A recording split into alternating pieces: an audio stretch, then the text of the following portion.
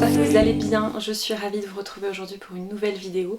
Aujourd'hui je réponds à vos questions sur la danse. Voilà, donc c'est parti, j'ai plein de questions. Déjà je voulais remercier Clara qui a posé plein de questions. Merci pour toutes ces questions super intéressantes je trouve autour de la danse. J'ai également des questions sur le yoga, des questions sur le dessin également, sur mes projets de dessin. Donc on verra ça lors d'un studio vlog une prochaine fois. Donc aujourd'hui je vais répondre sur les questions spécifiques à la danse. Alors la première question c'est où en es-tu? Alors où en es-tu dans le sens est-ce que ça avance comme tu veux? Donc je suppose mon niveau, les progrès, retrouver mon niveau d'avant, etc. Bah écoutez, ça suit son cours, je suis plutôt satisfaite jusqu'à présent.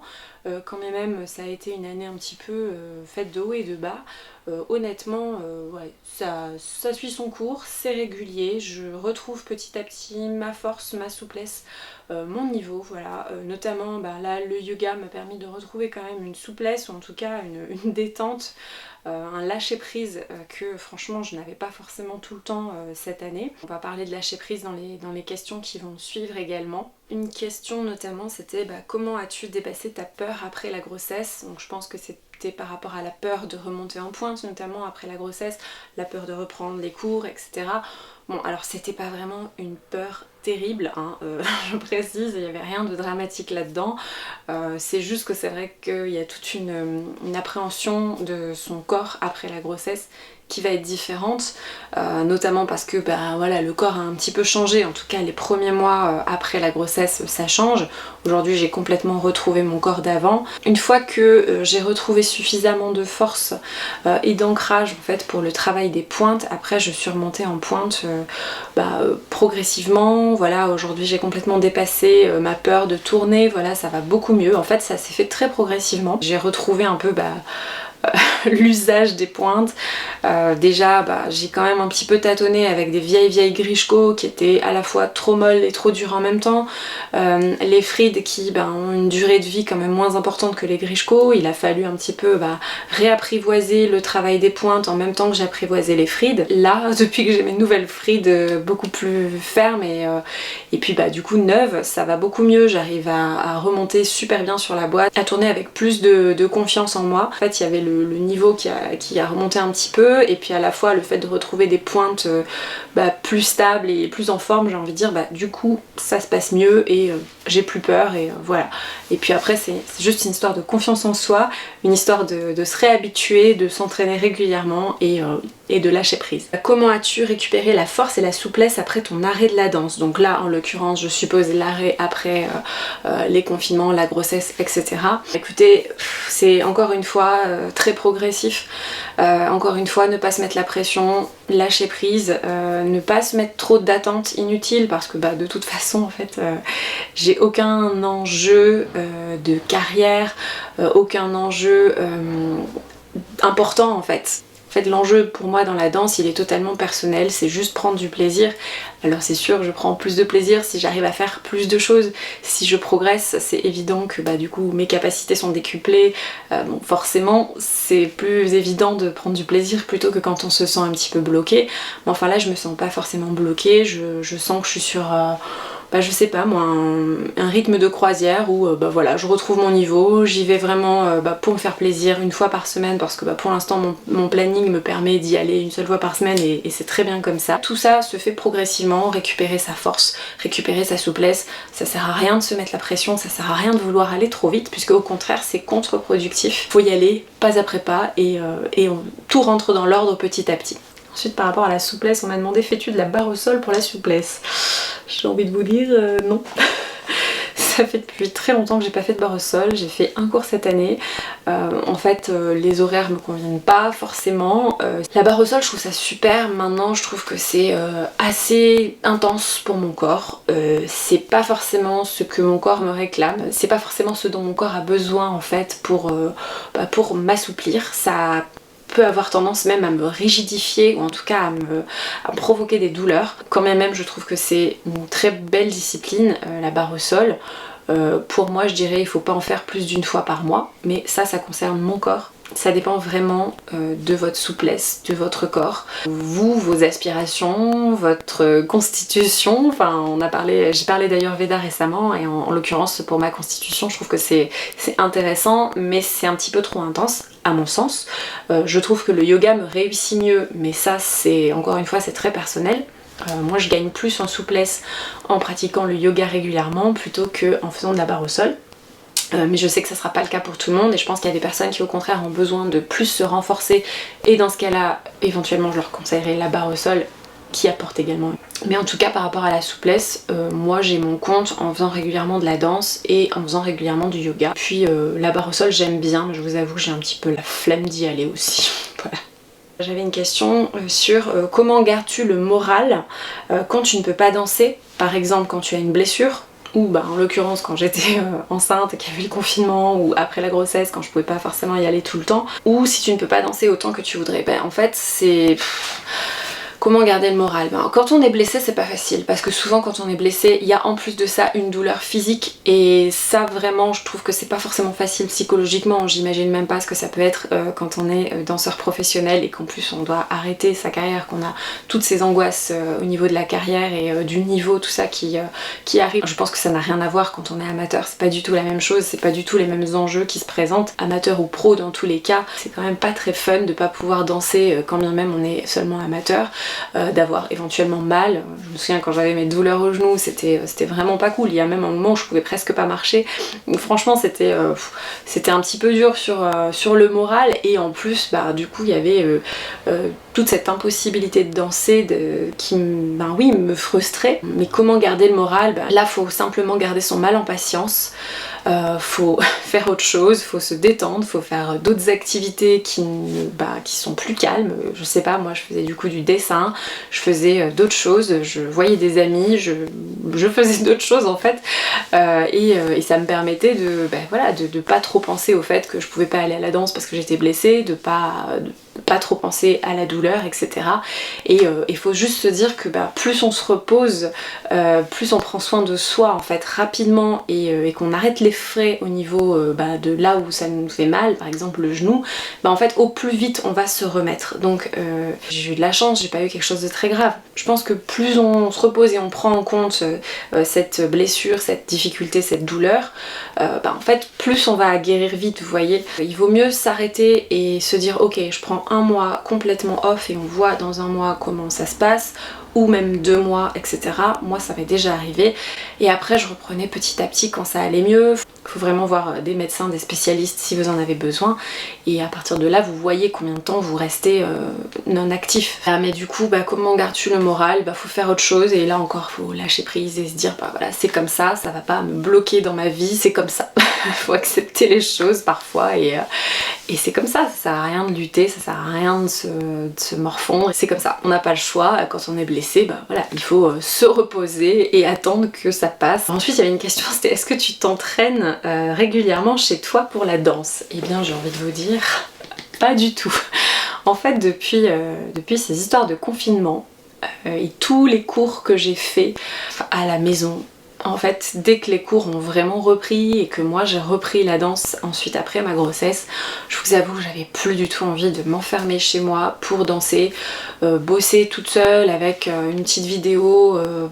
Franchement j'en avais marre de ça. Quand bien même j'ai une barre de danse ici, j'ai un tapis de danse juste ici, et j'ai cet espace ici pour danser, mais j'en ai juste plus envie en fait, donc je ne m'entraîne pas du tout chez moi. Il y avait une question, c'était est-ce que tu as une pièce pour la danse? Donc oui, j'ai cette pièce ici pour la danse, mais vous voyez pas forcément, mais c'est sous les toits et c'est assez étroit, donc en fait c'est pas forcément super pratique. Je ne peux pas sauter par exemple, je ne peux pas vraiment me promener en fait énormément dans l'espace, mais bon en tout cas pour faire une barre ça suffit amplement. Je peux pas faire des vrais ports de bras quand je suis debout parce que tout simplement je me prends le toit.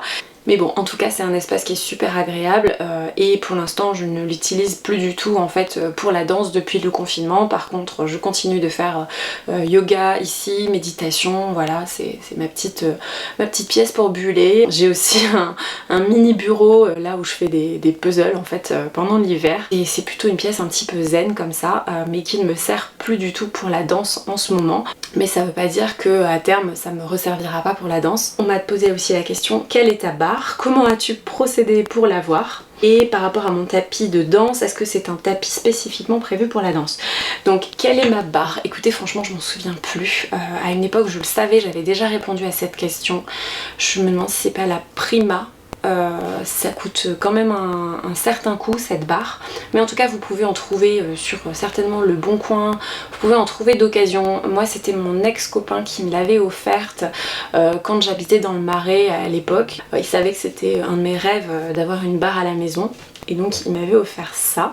Et ensuite concernant le tapis de danse, oui c'est un tapis qui est spécifiquement conçu pour la danse, c'est un sol spécifique pour la danse, c'est la marque Harlequin Floors, donc les sols Harlequin, c'est une marque de sol professionnelle et justement ils proposent des bouts en fait de sol comme ça dans un rouleau, je sais pas si vous le voyez, je pense dans le fond, vous devez le voir là. Et justement moi je l'avais commandé pendant le confinement, donc je crois que le mien il fait 1 mètre par 1 mètre 50. Voilà, vous avez un format un petit peu plus grand aussi je pense. Après ça c'est en fonction de l'espace que vous avez chez vous et également de votre budget. Après c'est pas forcément obligatoire d'avoir ça chez soi pour danser. Moi j'avoue que c'était surtout pratique pour les pointes parce que le parquet ici et le parquet que j'avais avant dans mes anciens appartements en fait, bah, c'était pas du tout fait pour la danse et surtout pour les pointes et je pouvais vraiment me casser la figure bien dangereusement. Là ça me permet de pas glisser. C'est pas un investissement indispensable si vous n'êtes pas confiné, j'ai envie de vous dire, mais c'est quand même chouette, surtout si vous faites des pointes, voilà, et que vous avez besoin de faire un petit peu de danse chez vous, voilà, bah c'est pas non plus un budget énorme. Le mien il m'a coûté 100 €, c'est pas non plus incroyablement cher. Ça reste accessible, quand même c'est un petit budget, voilà. Tchuc. Il y avait une question, c'était est-ce que tu t'intéresses à la danse-thérapie? Bah écoutez, oui, de toute façon, l'art-thérapie en général, c'est quelque chose qui m'intéresse. Maintenant, je suis pas du tout spécialiste là-dedans, c'est pas forcément un sujet que je connais super bien, mais je sais que de toute façon, la danse, c'est une forme de thérapie hein, en soi, l'art, c'est une forme de thérapie en soi. Ensuite, qu'il y ait des cours spécifiquement dits de danse-thérapie, ou même art-thérapie, hein. Voilà, après je sais pas exactement, je crois qu'il n'y a pas forcément des formations pour ça, je suis pas sûre, hein, mais dites-moi si je me trompe, mais je suis pas sûre qu'il y ait des formations spécifiques pour ça. Après, ce que je vois surtout, c'est qu'il y a aussi des personnes qui ne sont pas des professeurs de danse, mais qui vont un petit peu surfer sur cette vague de art-thérapie, danse-thérapie, pour proposer des cours de danse-thérapie qui sont pas réellement enseigné par une personne qui a son diplôme d'état. Donc là j'ai un petit problème éthique avec ça maintenant. C'est un peu un fourre-tout si vous voulez, le côté danse-thérapie, art-thérapie. Donc si vous vous intéressez à ça vraiment, c'est juste qu'il faut bien choisir ses professeurs, encore une fois. C'est comme pour le yoga, hein. Vous savez, il y a à boire et à manger et je pense qu'il faut bien cibler les personnes quoi. Mais sinon je pense que c'est super de passer par l'art, par la danse pour se soigner le corps, l'esprit, enfin les maladies mentales, les maladies physiques, moi je trouve que c'est des super moyens en fait de dépasser des problèmes et je trouve ça super dans l'idée. As-tu des conseils pour être plus à l'aise au milieu?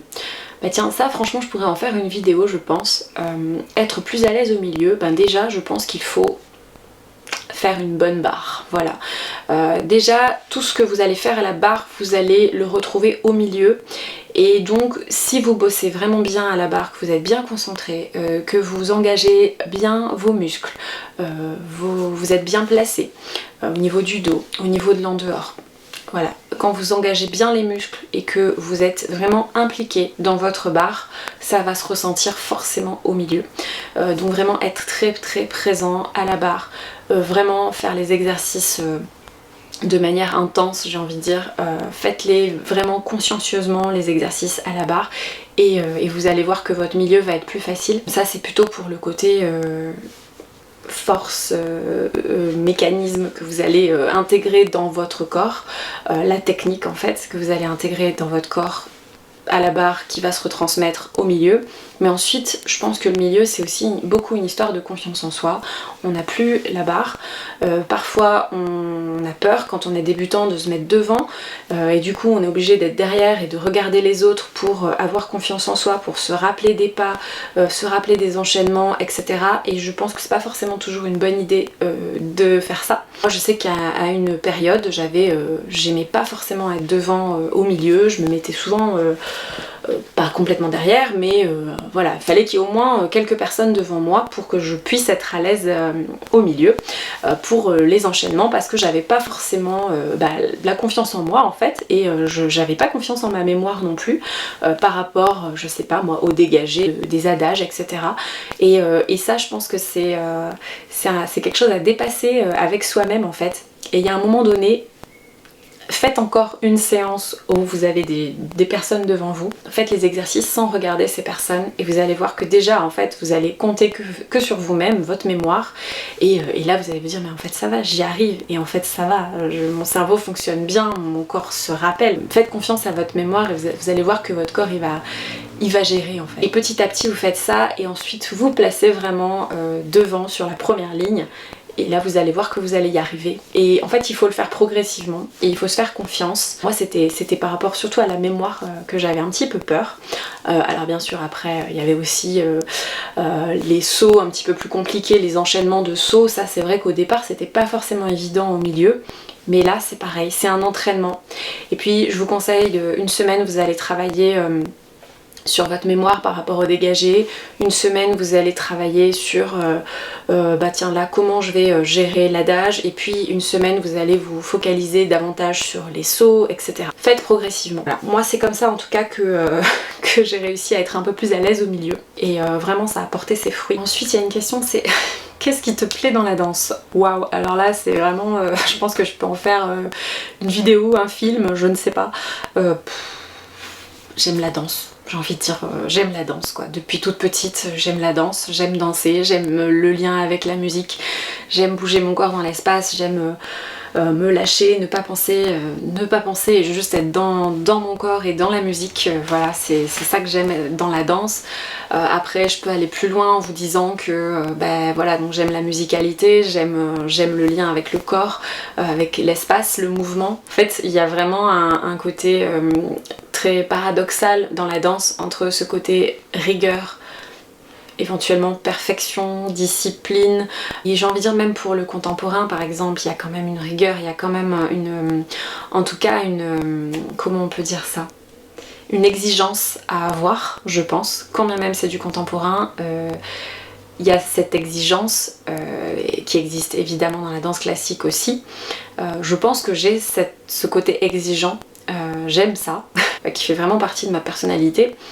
Et il y a aussi ce côté beaucoup plus dans le lâcher prise, dans le fait de prendre du plaisir, de vraiment laisser des choses sortir de soi, vraiment s'exprimer à travers le corps. Et justement dans cette idée de lâcher prise totale et il n'y a plus de contrôle à ce moment-là. Enfin en tout cas c'est de la maîtrise plus que du contrôle, et il n'y a pas ce côté rigide du contrôle.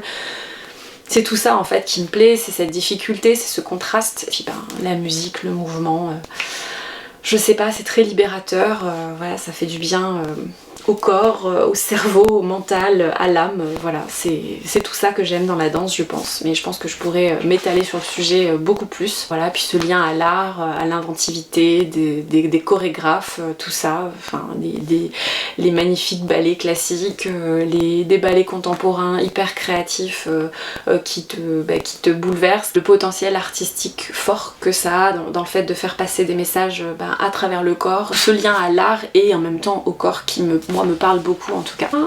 Qu'est-ce qu'il y avait d'autre comme question? Qu'est-ce que les pointes apportent selon toi? Ça c'est très intéressant comme question.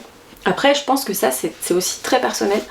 Bon, les pointes peuvent apporter, alors objectivement les pointes apportent de la longueur, apportent de la difficulté, clairement.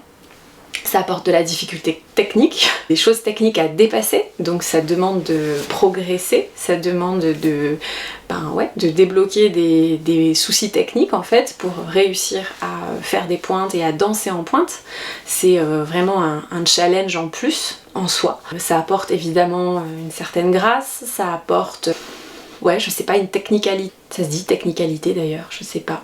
Ça apporte une technicité, mais ça apporte aussi quelque chose artistiquement, je trouve. Oui, alors des longues lignes, etc. Bon, tout ça, c'est très objectif. Moi, ce que j'aime dans les pointes, c'est vraiment les sensations, en fait. C'est...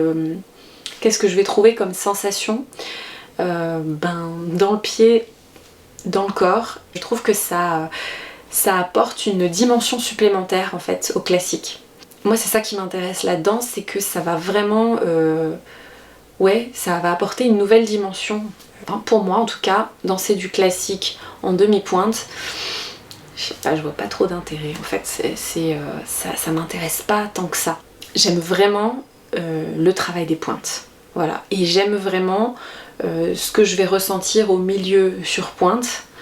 Voilà, je trouve que c'est complètement différent. Après, c'est aussi beaucoup esthétique. Voilà, évidemment sur un ballet, ça va forcément apporter quelque chose, ça va apporter de la longueur. C'est gracieux, c'est joli, c'est doux. Dites-moi ce que vous en pensez, vous, par rapport à ça. Peut-on commencer les pointes après 20 ans? Eh bien écoute, oui, j'en suis la preuve. J'ai commencé les pointes, je devais avoir tout juste 30 ans, quelque chose comme ça. Ouais, c'est ça, je devais avoir 30 ans quand j'ai commencé les pointes. J'ai 37 ans depuis hier. Voilà, je continue les pointes hein, et je fais des progrès en pointe. Et bon, il y a eu ces 2 ans, 2-3 ans en tout cas pour moi de confinement plus la grossesse, tout ça qui m'ont un peu coupé par rapport aux pointes. Mais tu peux tout à fait commencer les pointes quand tu veux en fait. À partir du moment où ton corps a assez de force, t'as assez de confiance en toi dans la danse et le niveau nécessaire évidemment, on peut tout à fait commencer les pointes. Après 20 ans, pour moi, il n'y a aucun souci. On peut même les commencer à 40 ans si on en a envie. Je vois pas où est le problème, quoi. Tac, tac. Les questions sur le yoga, j'y répondrai certainement à part. Quels sont tes ballets classiques et contemporains préférés? Ça aussi, vaste question. Petite coupure parce que cette partie de la vidéo avait été enregistrée la semaine dernière, mais j'avais oublié le son à ce moment-là. Voilà, je ne sais pas ce qui s'est passé. Bref, je reprends maintenant. Avec le son cette fois-ci, on la refait. Je sais plus. On me demandait quels sont tes ballets classiques et contemporains préférés. Alors tout simplement, mon ballet classique préféré, c'est le Lac des Cygnes. Voilà, je ne fais pas très original là-dedans, mais qu'est-ce que vous voulez? C'est le plus beau ballet, c'est le ballet qui me fait pleurer, j'adore la musique, je suis comme ça, je suis une romantique, donc du coup, voilà, j'adore le Lac des Cygnes. J'aime beaucoup également La Belle au Bois dormant, et j'aime beaucoup Raymonda aussi de Nureyev.